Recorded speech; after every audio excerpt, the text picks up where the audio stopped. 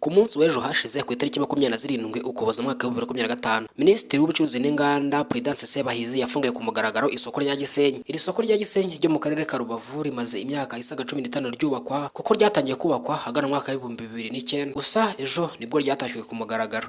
Ibi bikaba ibintu byatumye abaturage babyishimira, by'umwihariko abakoresha umujyi wa Gisenyi cyangwa se abacuruzi bakorera imirimo y'ubucuruzi mu karere ka Rubavu, kubera yuko bamaze igihe bafite ikibazo cyaho bakorera cyane cyane ubucuruzi bwabo. Iri soko rya Gisenyi ryubatse mu buryo bw'ikoranabuhanga cyangwa se mu buryo bugezweho. Ni isoko ryari rimaze iyo myaka yose ririmo kubakwa, gusa uyu munsi wa none riri gukoreshwa n'abaturage mu buryo bubabyarira inyungu cyangwa se mu bucuruzi bwabo. Iri ni isoko rimaze igihe kinini cyane, gusa ryubatswe neza cyane kubera yuko ni isoko rigeretse cyangwa se ibyo tuzi nka etage. Ni isoko ryiza cyane rimaze igihe kinini cyane, ryarateguwe cyane bihagije byo ushobora kwakira abacuruzi n'abagura ibihumbi birenga 5 bakorera muri iri soko nta kibazo na kimwe bafite, yaba ikibazo cy'imvura cyangwa se cy'izuba, kubera ko ni isoko ryubatse mu buryo bugezweho. Iri soko rya Rubavu rizafasha abacuruzi cyangwa se gukomatanyiriza hamwe ingamba z'ubucuruzi ahantu hose hatandukanye.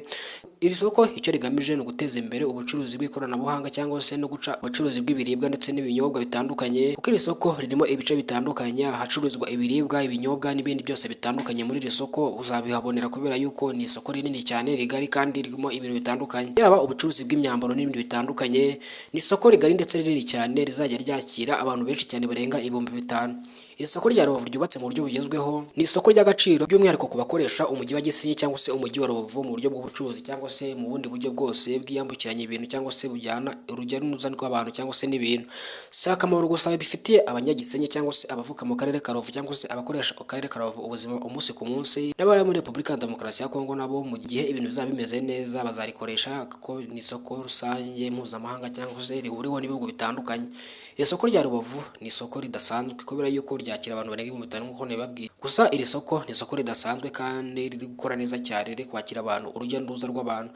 Ni isoko rikorerwamo ubucuruzi butandukanye, yaba ibiribwa cyangwa se ibinyobwa, imyambaro n'ibindi bitandukanye. Ibi biri muri gahunda ya leta yo kwimakaza iterambere ndetse no gukora ubucuruzi bugezweho, aho hari kugenda hubakwa amasoko atandukanye hirya no hino mu gihugu yo guteza imbere ubucuruzi ndetse n'izindi gahunda zose zitandukanye z'ubucuruzi muri leta y'u Rwanda. Iyi gahunda ya leta y'u Rwanda igamije gushyira amasoko mu duce twose mu gihugu cy'u Rwanda, by'umwihariko amasoko amaze igihe yarashaje akavugururwa ndetse akubakwa mu buryo bugezweho. Njye nitwa Eliza Taifa, aho ni kuri Taifa Rwanda. Nimba wageze uri mushyashya ukanda subscribe kugira ngo ujye ukurikirana amakuru yacu, ibiganiro byacu n'ibindi. Ndabashimiye cyane, Imana ibarinde.